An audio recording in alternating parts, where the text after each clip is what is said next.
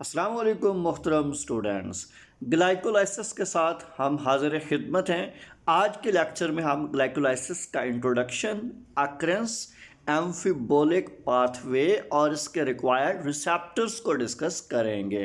तो आइए देखते हैं what is glycolysis. First of all, glycolysis converts glucose to pyruvate. ये ऐसा प्रोसेस है जो ग्लूकोज को पायरोवेट में कन्वर्ट करता है। अगर आप शक्ल में देख रहे हैं तो ग्लूकोज 6 कार्बन कंपाउंड है।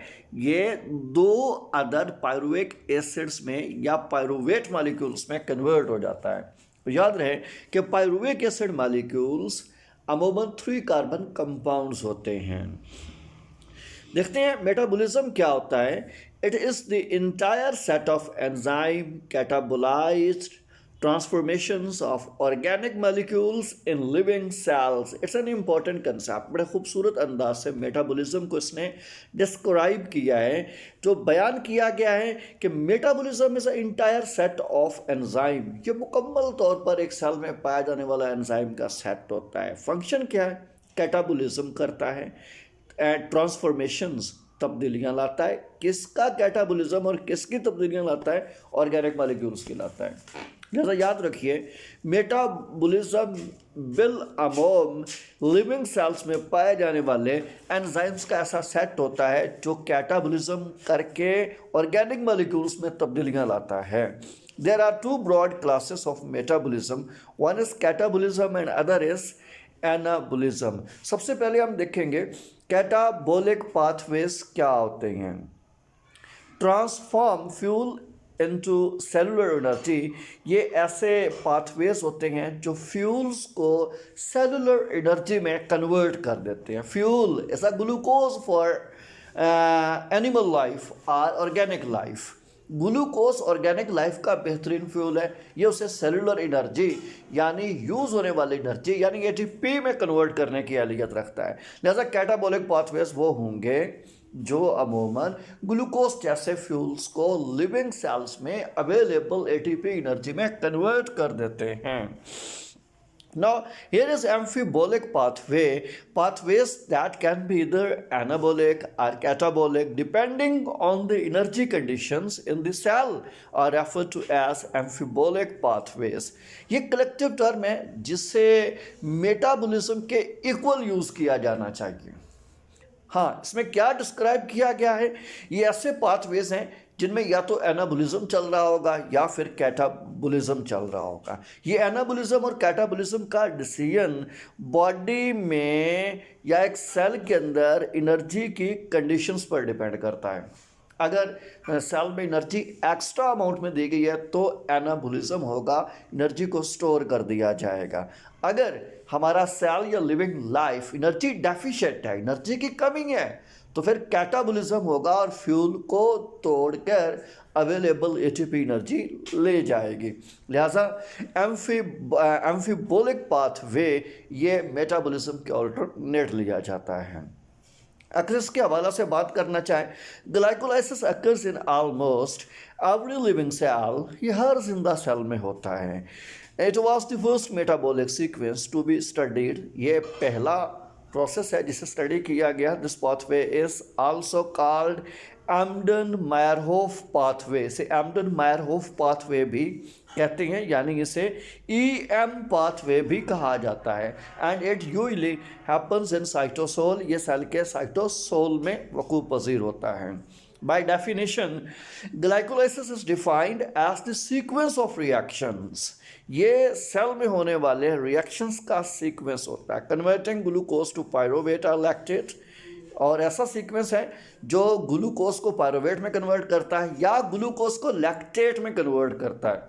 With the production of ATP, जब ग्लूकोज लैक्टेट में कन्वर्ट होगा या पायरोवेट में कन्वर्ट होगा तो उसकी मेजर प्रोडक्ट एटीपी होगी, अवेलेबल सेलुलर एनर्जी होगी, और यही वो ग्लूकोज फ्यूल है जिसको ब्रेक करके एनर्जी में कन्वर्ट करना मकसूद होता है। Let's say salient features, it takes place in all cells of the body. Enzymes of this pathway are present in the cytosomal fraction of the cells. In simple sense, glycolysis के लिए required enzyme cell के cytosol में पाए जाते हैं. Now, with the reference of occurs, it occurs in the absence of oxygen or in the presence of oxygen. अब वो environment जिसमें ऑक्सीजन होती है एरोबिक कहलाता है, जहाँ ऑक्सीजन एब्सेंट होती है उसे हम एनएरोबिक कहते हैं. लिहाजा दोनों सेंसेस में ऑक्सीजन अवेलेबल हो या एब्सेंट हो, दोनों तरह से ग्लाइकोलाइसिस हो सकती है. Next, lactate is the end product under anaerobic condition. जब एनएरोबिक कंडीशन होगी, ऑक्सीजन एब्सेंट होगी, तो फिर लैक्टेट इसकी एंड प्रोडक्ट होती है. In aerobic condition, pyruvate is formed, which is then oxidized to carbon dioxide and water. It's very simple.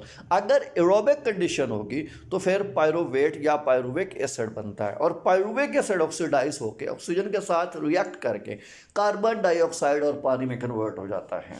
No, ये aerobic glycolysis या एनएरोबिक ग्लाइकोलाइसिस को भी यहाँ डील कर दिया गया है. Glycolysis is a major pathway for ATP synthesis in tissues lacking mitochondria. It's an important. तो ग्लाइकोलाइसिस माइटोकॉन्ड्रिया लेकिंग टिश्यूज का मेजर पाथवे है जहाँ पर एटीपी बनाई जाती है. ये बड़ी इंपॉर्टेंट बात है और समझने वाली बात है. ऐसे तमाम टिश्यूज जिनमें माइटोकॉन्ड्रिया कम मिकदार में होती हैं. अब माइटोकॉन्ड्रिया का भी मेजर फंक्शन एटीपी को सिंथेसाइज करना होता है. लिहाजा जिन टिश्यूज़ में ऑलरेडी नेचुरली माइटोकॉन्ड्रिया की कमी है, वहाँ पर ग्लाइकोलाइसिस बहुत ज़्यादा होगा और मेजर प्रोसेस होगा ताकि एटीपी पैदा करके सेल को नॉर्मल रखा जा सके.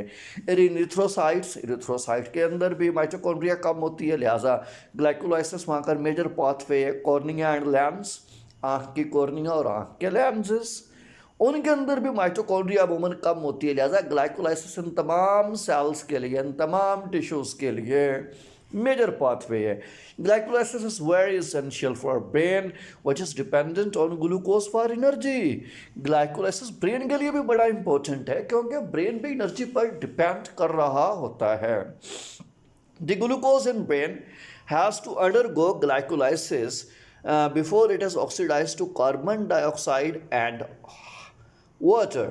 ग्लूकोज को ग्लाइकोलाइसिस में से अपनी ऑक्सीडेशन से पहले गुजरना पड़ता है. यानी ऑक्सीडेशन मीन्स कि ग्लूकोज जब ब्रेक करता है तो एटीपी के साथ पानी और कार्बन डाइऑक्साइड भी बनती है. ब्रेन के अंदर ग्लाइकोलाइसिस पानी और कार्बन डाइऑक्साइड बनने से पहले होती है. Glycolysis is a central metabolic pathway.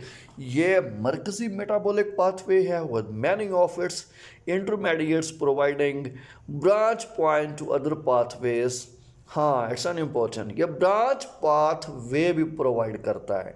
ये एक ऐसा स्टेम प्रोवाइड करता है जिससे दूसरे प्रोसेस की शाखें शुरू हो सकती हैं. The intermediates of glycolysis are useful for the synthesis of amino acids and fats. It's an important. Glycolysis के सारे इंटरमीडिएट्स सेलों के अंदर नए अमाइनो एसिड और फैट सिंथेसिस के लिए भी इंपॉर्टेंट होते हैं. तो इसलिए यह ब्रांच पॉइंट के तौर पे काम कर रहा है, मेजर स्टेम के तौर पे, जिससे अदर इंटरमीडिएट्स की ब्रांचेस निकलेंगी. किसी पे अमाइनो एसिड बनेगा, अमाइनो एसिड की वैराइटीज जन्म लेंगी, तो किसी ब्रांच पर फैट मॉलिक्यूल्स की वैराइटीज जन्म लेंगी. Let's say glucose entry into cells या रिसेप्टर के हवाला से बड़ी इंपॉर्टेंट इंफॉर्मेशन दी गई है.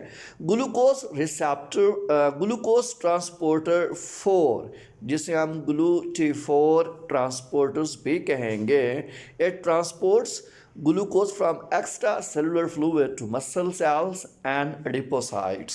It's an important. ये बात काबिल गौर है. हमारे पास एक ट्रांसपोर्टर है, उसे हम GLUT4 कहते हैं. ये एक्स्ट्रा सेलुलर फ्लूइड से ग्लूकोज को उठाकर बॉडी के मसल सेलों और एडिपोसाइट्स में इकट्ठा करता है. What are adipocytes? ये ऐसे सेल होते हैं जो टिश्यू, जो चर्बी को, फैट्स को स्टोर करते हैं. Fat storing cells are called adipocytes. और दूसरे मसल सेल्स होते हैं। हम अगर ग्लूकोज को अपने मसल सेल में स्टोर करना हो या एडिपोसाइट्स में ग्लूकोज को, फैट स्टोरिंग सेलों के अंदर ग्लूकोज को स्टोर करना हो, तो हमारी बॉडी को GLUT4 ट्रांसपोर्टर की ज़रूरत पड़ती है। This is under the influence of insulin, it's an important. ये जो ट्रांसपोर्टर GLUT4 है, ये इंसुलिन के अंडर काम करता है। In diabetes mellitus, insulin deficiency hinders the entry of glucose into peripheral cells. Peripheral cell means muscle cells and adipocytes. जैसा कि कुछ पेशेंट्स को शुगर का मर्ज होता है, डायबिटीज़ मिलेटस होती है, इन तमाम अफराद में इंसुलिन की कमी होती है। अगर इंसुलिन की कमी होगी, बंदा शुगर का मरीज़ होगा, तो फिर ग्लूकोज की मसल और एडिपोसाइट में ट्रांसपोर्ट के लिए ये रिसेप्टर GLUT4 ट्रांसपोर्टर नहीं होगा या डेफिशिएंट होगा। दोनों में से कोई एक सूरत हो सकती है, क्योंकि पेशेंट को डायबिटीज़ है, डायबिटीज़ मिलेटस है, तो ये ट्रांसपोर्टर अब्सेंट होगा। ग्लूकोज ना तो मसल में इकट्ठा हो पाएगा और ना ही एडिपोसाइट्स में स्टोर हो पाएगा। Now here is an other transporter that is GLUT2, is the transporter in liver cells. ये लिवर सेलों के अंदर ग्लूकोज को इकट्ठा करने की एहलियत रखता है, and it is not under the control of insulin. हाँ, लिवर सेलों में इंसुलिन को इकट्ठा करने के लिए किसी ट्रांसपोर्टर की ज़रूरत नहीं होती। यहाँ पर फेजेस भी मेंशन कर दी गई हैं। हम अमूमन 3 फेजेस में डिवाइड करते हैं। पहली फेज़ एनर्जी इन्वेस्टमेंट फेज़ या प्राइमिंग फेज़ होती है, दूसरी स्प्लिटिंग फेज़ होती है, तीसरी एनर्जी जनरेशन फेज़ होती है। उम्मीद करता हूं दोस्तों आपको मेरा लेक्चर बहुत पसंद आया होगा। मेरे साथ रहिएगा, अगली वीडियोस का वेट करें। स्टे ब्लेस्ड, अल्लाह हाफिज़।